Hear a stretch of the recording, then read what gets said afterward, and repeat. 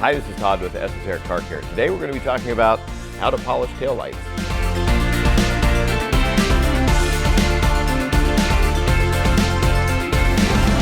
Okay, taillight polishing, something that a lot of people might not think about. You know, you see all the swirls easily in the paint. B-pillars, we just filmed that video, so make sure you go over and look at that one.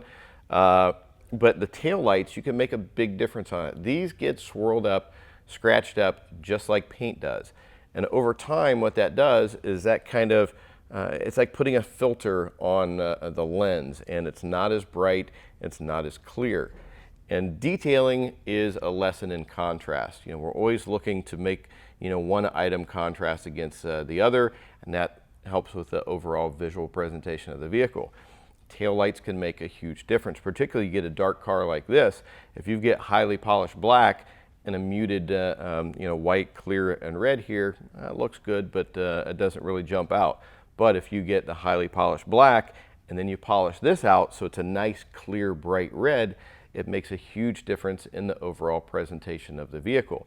And it's something that you know, your customer might not know. If you're a professional detailer, they might not know exactly that you did it to the taillight, but when they come and look at the car and they see those heavy contrast, they know something looks really special about it. And it doesn't take that long to do it. You know, you just have a couple things, cautionary things you need to be aware of, but you can make them look a lot better, even if you just do a one-step. And speaking of our B-pillar polishing video, if you haven't watched that, we recommend that you do it. We'll put a link right up here for you, because we go into a little bit more detail talking about the product selection, the pad selection, the machine selection. This is really going to be the same as we did in that video. We're using the same products and same processes to do it. If we went in here and did a one-step, it would make a huge, huge difference.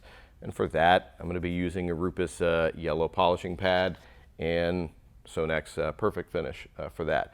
That's going to make a big difference. It's not going to get rid of the deeper stuff, but all that mid to light, the majority of what's there, it's going to get rid of it. And it's going to bring a lot of clarity in that finish. But in this case, since we're doing such a heavy level detail, it's a restorative detail on this E39 M5, we're going to go with a heavier polishing. We're going to go with a two-stage process. And with that, we're going to use a Meguiar's microfiber cutting disc on the cutting stage. And as I talked about in my other video, we've got a couple different sizes. We've got the standard DMC3 that Meguiar sells, and then we've got a version that we make that's a little bit smaller than that. It fits perfectly the 3-inch backing plate that you're going to find on like the Rupus 75 pneumatic or their electric version. And also, since we're dealing with close edges here, it just allows us to get right up to that edge and a little bit more pressure on it without having to worry about, you know, a big overlap from the standard one. You know, this works great on bigger surfaces. When you got real tight areas, having the smaller one works a little bit better. So we'll go ahead, we're going to compound this. We'll wipe it down with Geom Prep to make sure that you know, there's no filling or anything with it. Then we're going to go into our finish polishing. Finish polishing stage, we're probably still going to go with our yellow Rupus polishing pad and the Sonax Perfect Finish to just bring out that last bit of clarity in it. Now we've done some video on this so you can see the condition, because you know, from right here it's really hard for you to tell. I can see that it's pretty jacked up. It really needs some heavy polishing. So another thing we're going to do is I'm going to tape off a section. That way we can polish this out, and then afterwards we can go back and show you the before and after difference to see just how much of a transformation it is. Once again, taking a little bit of time when you're working on your own car or you're working on a customer's car, even if you're going in there and doing a one-step polish, it can make a huge difference. Now, some of the cautions that you have to be aware of when you're working on taillights.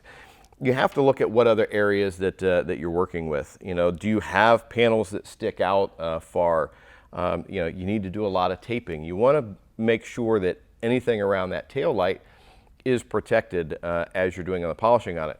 And you notice here we're kind of missing a trunk lid. Once again, if you followed the videos that we did on how to inspect prior to polishing or identifying paint defects, we talked about this car. We talked about how the deck lid was very, very thin paint, and we couldn't achieve the level of correction that the customers want to go for. So he opted to have it repainted. We were dealing with like 55 microns of thickness, and that's just not near enough. So we removed it and took it over to the body shop, let them paint it, and then we'll do the finishing steps afterwards. But anyhow, you want to be careful of that. Then when you're dealing with older cars, older cars are great for making a huge difference on the taillights. You take some old Porsches, for instance, and they've got, it wraps all the way around. They look faded, they look kind of bad. You can go in there and polish them up and make a big difference. However, a lot of times you're going to find there's going to be cracks in them. Or around the edges, you have seals, and you can tell those seals are starting to deteriorate and break apart. And you want to be careful of those. You want to tape everything up. If you see cracks, you're going to want to be careful in that area. You don't want to put a lot of pressure on those. In those, you might want to back off, maybe only do a one step to bring out some more clarity so you're not risking doing any damage to it. All right, now we're ready to start polishing. I've got my Rupus LHR75 pneumatic machine. I've got my cut down 3-inch Meguiar's microfiber pad. No, I haven't primed that. We just got done filming the B pillar. I'm using the same pad on it. No need to do any priming, just a couple of drops to get you started, and you're going to be good to go. So as we're working on it, we're going to keep working in small sections. As I've talked in my other videos, you bring your polishing area down and your cut rate is going to go up. If I try to do this whole thing in one pass, then I'm going to be going back and I'm going to be fixing some stuff on it. Keep your work area small, do multiple areas. This will probably be 3 areas at least, but my cut rate is going to go up significantly. Also with this, you want to prevent overheating it. So you'll see as I'm working it, I'm going to keep the pad moving quite a bit. I don't have to do that as much during my finish polishing stage because my foam pad doesn't generate much heat. This, I'm going to be putting a little bit more pressure on it. It can generate heat a little bit more quickly. I don't want to damage the lens here. So I'm going to start working on this and you kind of watch my hand movement, how I'm working, the size of the work area, and that's what you should try replicating when you're working on a tail light. So having said that, I'm going to get to polishing here.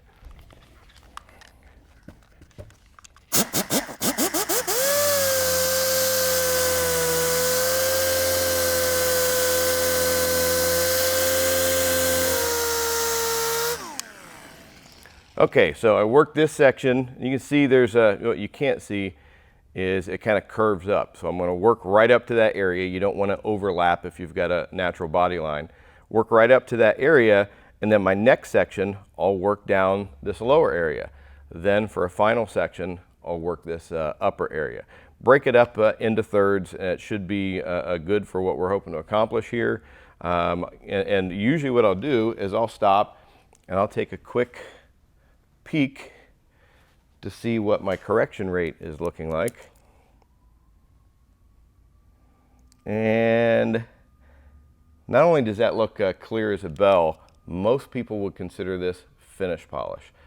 With the D300 Meguiar's and the microfiber cutting pad, it's just such a good combination when you're working with this. If you get too aggressive with a compound, I may have compounds I use on the paint, but if I try to use it here on these lenses, it's going to leave a lot of hooks and you're going to have a lot of work to get it all finished down. But with this, literally all I need to do is go in and do a quick finish polishing stage, and that's going to bring out just a little bit more clarity.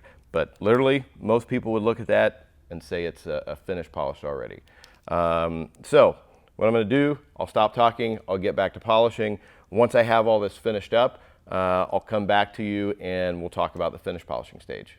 Okay, now that we have this completely compounded, we took a look at it, make sure everything looks good. We thoroughly wiped it down with prep to make sure that any of that compounded residue is off and we see the actual finish of it. So it looks good. We had one heavier scratch there that I'm not going to chase after. I don't want to get too aggressive on this. I got rid of thousands of scratches and one little scar's left over. I'd say that's a win. So we did that. We're going to go into finish polishing. Finish polishing, even though this is a little bit softer, I'm still going to use a yellow polishing pad as opposed to a white finishing pad on it. To me, they just work a little bit better on the tail light lenses. And same thing if I was going to do just a one step on this, exact same combination, yellow polishing pad, Sonex Perfect Finish. So I'm going to break this down into probably 3 sections again, just like I did during my compounding stage. And as I'm working these edges, I'm going to tilt that pad just a little bit, up here, here, and down here, so that I make sure and get everything on the edge. A lot of times these will slope off a little bit, and if you don't adjust that pressure just a bit on the outer edge, you might miss a little bit. Likewise, up in here, there's a negative area. I'm really going to go in here and work it to make sure that I get everything that's deep inside of there. After that, wipe it down with prep, inspect it. That looks good. Then we're done. And then we can show you the 50-50. But normally once we finish this, we finish polish the taillights, and then the rest of the car is polished. It'll all get wiped down with prep again, and then we'll go into coating, and I'll coat the taillights at the same time just to make sure they stay looking good for longer. So having said that, let's get moving on to our finish polishing process, and then we'll have some closing thoughts when we're done.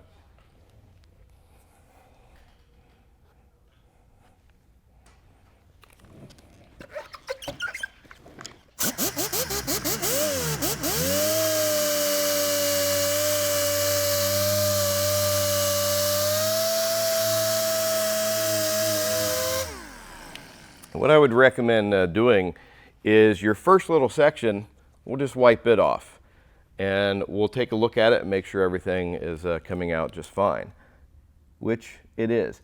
That way you don't want to do the whole thing and then stop and inspect it and see that you missed something or it wasn't the best combination, and you got to go back and start it all over again. Now that I know this works, I don't need to wipe down and inspect after here. I don't need to wipe down and inspect after here. I'll do the whole thing, then inspect it. It's going to save you a little bit of time doing that, as opposed to stopping, wiping, inspecting, picking your tool back up again.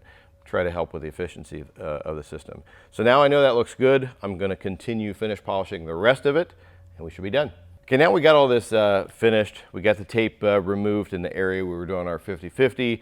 I've sprayed it down with Geon Prep just to make sure that I've got all of the polishing residue removed off of the surface, and I can do a full inspection of it. Taking a look at it side by side, huge difference in how it looks in the polished area and the non-polished area. And once again, we're doing this because we want to bring out a lot of clarity, a lot of contrast between the whites, clears, and reds compared to the black of the painted surfaces. And it's going to make a big difference once this is all done. So just to quickly recap on it, taillights, tape everything up. Be careful of surrounding areas of it. You can do a one-step, Sonax Perfect Finish, yellow Rupus polishing pad, or you can go in and do a multi-step, which would be D300 from Meguiar's compound, microfiber cutting disc from Meguiar's, then come back with your finish polishing stage, which would be a yellow or white Rupus pad with Sonax Perfect Finish. You make a huge difference. Now it's all done, we'll go in and coat that, make sure it lasts for a long time. So if you find you have any questions on this process, make sure and leave comments below. Make sure and get to those quickly. Hit that like button, subscribe to our YouTube channel, because we're constantly updating with new videos on detailing tips, tools, and techniques. That's about all for today for Esoteric Car Care. I'm Todd Cooprider, thanks. We'll see you again next time.